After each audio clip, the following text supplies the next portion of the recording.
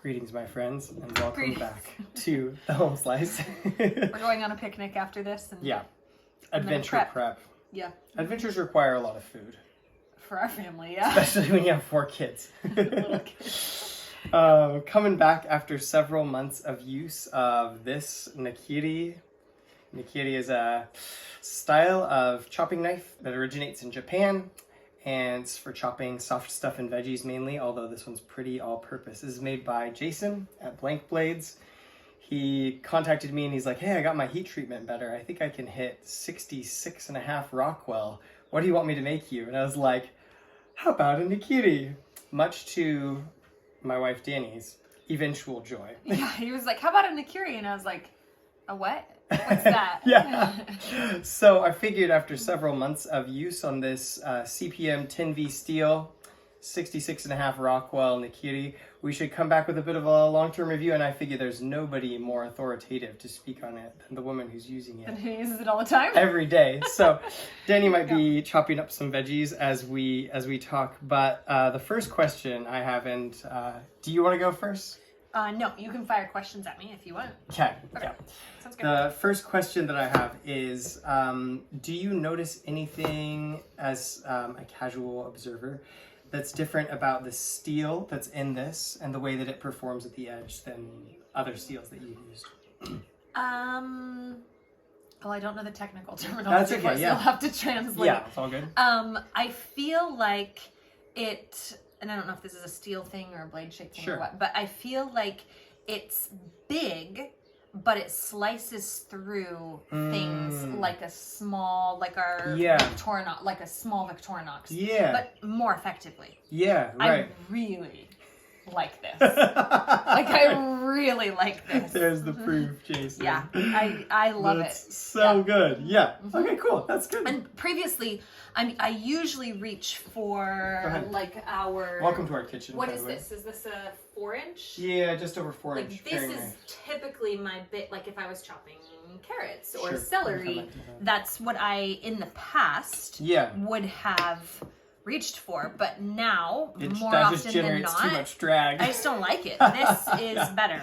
Like, it's just, it's smoother, it's easier. And that's interesting because I've reprofiled this particular one till it's like 4 or 5 thousandths of an inch behind the edge. So I'm listening, and even the sound is different. It sounds different. And it's not necessarily a shape thing, because this is ultra thin. It's an edge thing. It's an edge thing. Okay. This steel, I think that's accurate. This steel keeps an incredible edge, especially when it's hardened up this high. I think the thing that surprised me most about this steel in the CPM 10V is knowing that it's a very, very low in chrome. I would have thought that it would be more reactive. But if you look at like this knife, it's like a 1095 variant. It's like charcoal gray to black is sort of your tones there. It's got a spot of rust here, and a lot of the same foods come in contact with this. That would come in contact with that. Like I use it on citrus. Lemons. And totally. Yeah, when I'm peeling or like juicing lemons, I'll chop it down the middle with that. And to be honest, the stainlessness is quite high, given that it's only got, I think, like 4% chrome. The only discolorations mainly that we have are on this side, and it's from sticking it back up on the magnet, so that can't evaporate off. Yeah, and so... Yeah, because we put the sharp side. But it never... Have you ever smelled like a reaction? Or this one makes food taste funny if it's too acidic, right? Yeah, so that was the big surprise for me. Okay. Let's talk real quick about blade shape, Danny, because you've never had a blade this shape before. Do you have like things you like about it? Things you... What do you think about the blade shape? I mean, for chopping... It's just awesome because, you know, you can like use your hand, very push safely. it down like that. It's really easy. Obviously, I wouldn't become a one knife kitchen with this being my only knife. Because I do still like to have the point, like the sharp point to be able to kind of like scoop things. I don't know what that just do detail called, work is what I usually say. But yeah, this in general is like that sort of thing. But I find it very easy to work with. Even just like this, because it's so thin and it doesn't drag at all. Like I can pinch my already sliced carrots here, like so, I can do it. Yeah, don't cut your finger off in the video though. There you did perfect. And then just slice it down the middle. Smooth and it's as butter. so, it's smoother than most of the time my butter experience. Because I don't remember to not freeze my butter. That's I how broke a knife. That's how the spider goes decut met its end. May it rest in peace. Yeah. On the shaping of things, side of things, do you prefer to kind of power grip it like this, or do you prefer to pinch grip it like that? Oh, what do I do? I think I power grip more. Yeah. Yeah, I don't think I do too much pinch grip. All right, that's fair. Yeah, it looks like that's more your natural power leaning. grippy. Grippy. Yep. Cool. Okay. Yep. Yeah, as far as the shaping goes, I think the feedback that I would have is that I was surprised by how thick he left the spine, but you don't feel thickness is not anything that I would use to describe the cutting action of the knife. No, I would never. He's done such an incredible job with the convex shaping down to this really thin edge that it just, it feels like things aren't there. Lies. It's so much fun to Danny chop. really likes this. I do this too. thing. Hear me, Jason, but Danny did really not like know this how thing. much. I didn't know. When Gabe was like, we should get, I'm like, oh, okay, Your previous knife was a Bark River Petty Z in black canvas micarta and CPM 154 steel. And that was a good knife, but it sort of just sat on the board because it wasn't quite big enough, high enough to do the chopping. Yeah. So we always But it wasn't small and nimble enough to do the fine work. Yeah, so we ended up always just grabbing this guy to do our chopping, Wusthof Pro. I don't actually I never that touched picked this that anymore. knife up since we got this one. No. It's just, we need to like get rid of it. I think I will actually, but anyway, some new kitchen surprises to come in the next few weeks. Oh. I'll be telling you all about. Okay, let's just pause here and collect my thoughts. Okay. Oh yeah, great. That's good timing for a toilet flush. That's fine, Mark. All right. You're all good.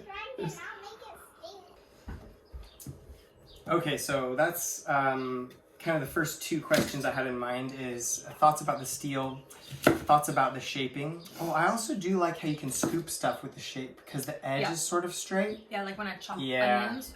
Yep. I don't probably use that as much as you do. I tend to just grab the cutting board and like tip and scrape. Sure. But that makes sense. The last two questions I had, the first one is, what was your biggest surprise in using this knife? When you look at it, you think a certain thing. I think I thought it would feel more clunky. But like it'd feel heavier, bigger. I think I thought there'd be more drag because there's a lot of surface area. But I'm surprised at how I don't have that problem. It doesn't slow me down at all. In fact, it speeds me up. That's awesome. Oh, and by the way, sorry for the video aspect ratio changing. I had the camera set up and I forgot to zoom it out. What was my biggest surprise? I mean, I've already mentioned two surprises that were pretty big for me. The stain resistance and the thickness. I think the last big surprise for me is looking at this handle.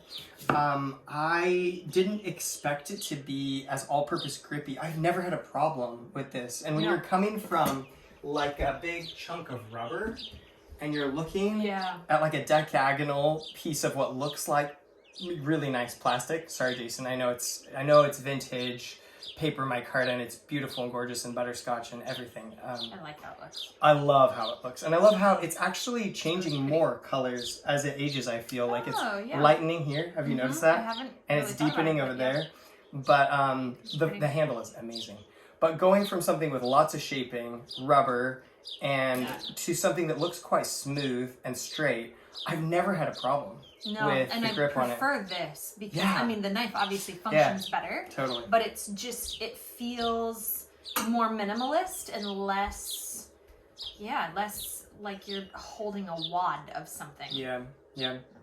I think the other thing that it's not that much of a surprise given the stats, but I think I never have to resharpen this. I need to intentionally go out of my way. Finish up, Ryan. Thank you.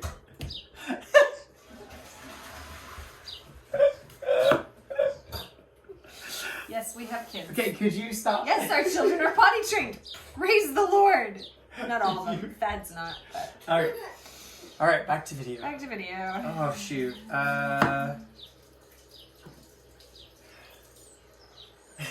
Anyway, Mark, could you come out of the bathroom, please? Finish up and come on out. Yes, Mom. Okay.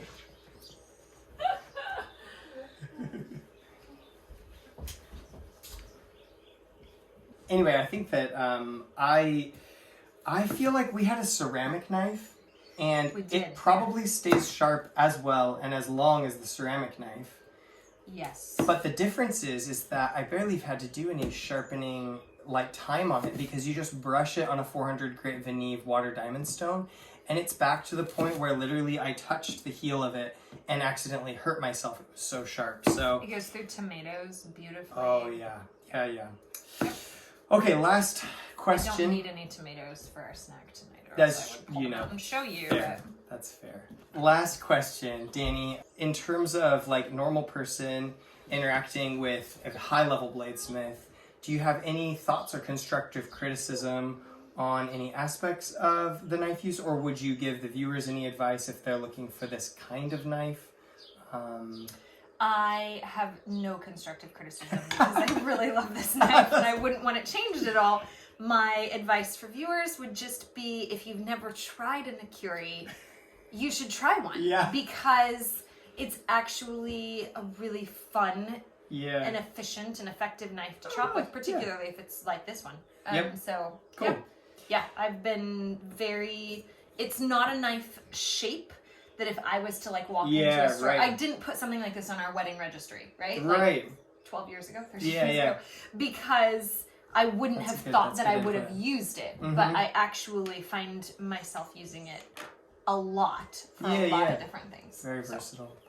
Yeah. That's awesome. I think I don't have a lot of constructive criticism in terms of Jason's design. I think there's nothing that stands out to me as like, oh, I wish this was really different about the knife. I probably should admit, when it comes to a Nakiri, is that you're what Danny mentioned earlier, you're straying into sort of a specialized region. Like, this is a specialized chopper. It's not going to be like a one-hit wonder that does everything. Yeah. But I think that you actually, to get the best performance at one particular thing, you kind of need to specialize, you know? Yeah. And so, yeah, I think this is like a specialized chopping tool that is absolutely more excellent than anything I have ever used. Mm-hmm. So I want to say a big thank you to Jason. You guys will see this coming up in a couple rope cut tests, because I'm going to test how his ordinary fixed blades at 63 Rockwell, which I'm carrying right now, compared to the 66.5 and how much hardness factors into things. But I just want to say a huge thank you to Jason. Yeah. You've made Danny's life You've made my life way better.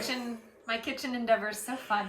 And I love pretty much everything about this. So thanks for the time. It's a great length. Yeah. Thanks for working with me on it. And thanks for taking the time to hone in your expertise to create something this beautiful and nice. So, for all the rest of you, I will say peace out from the home slice. You guys take care. We're gonna go on a picnic. Thanks for being on the show. You're welcome. Bye.